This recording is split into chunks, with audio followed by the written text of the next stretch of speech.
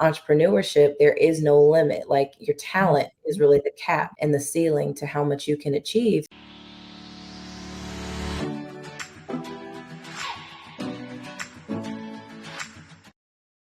Your fintech organization and teaching young people how to be proactive about finances, which is something that we're not taught in school. Mm-hmm.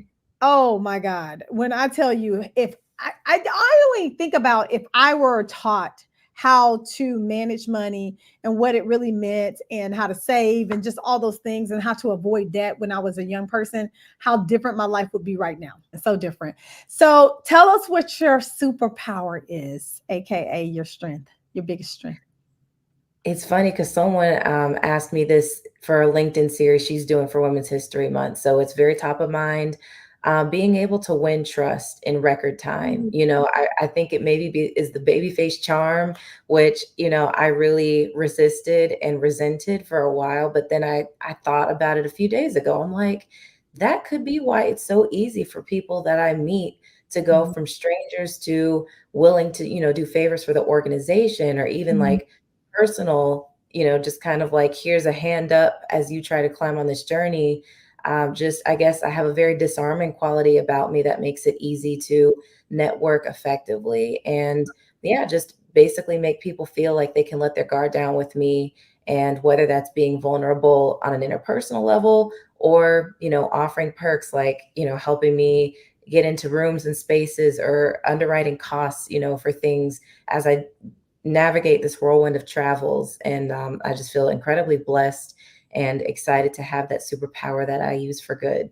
So talk to me about the Prosperity Project. And I really want to hear your story. Like, why did you start that? Because I think it's so key to what we're talking about today.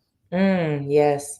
I mean, this really was just me finally, I would say, bringing us a very grueling journey full circle and turning my pain into purpose. So, to wind the clock back, I came out of school now almost 7 years ago in June 2017.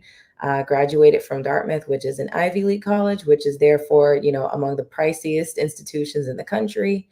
And that set me back about $100,000 in student debt principal.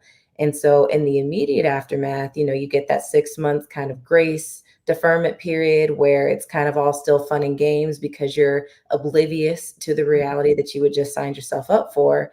And so it was like a deferred impact, right? Like a lingering effect in terms of me taking out the debt and applying for the loans through undergrad versus when I actually had to confront them and be responsible for them. We don't go through things just for ourselves, right? I mean, we go through things to be able to help others.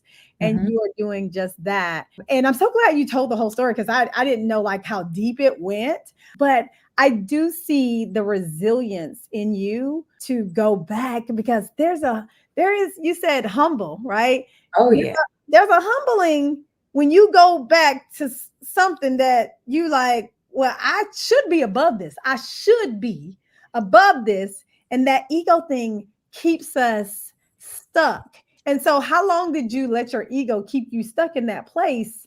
Because I think that the sooner we can get over that, the sooner we can get going.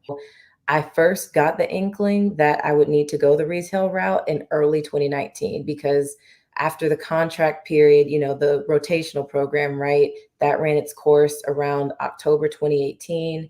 And then I ended up actually relocating to China because I majored in English and, everyone just, that was their prescription for me. It was like, okay, well, since you haven't found a job yet, then why don't you just go teach English overseas? And I thought, why not? Like I have nothing better to do, so I really may as well.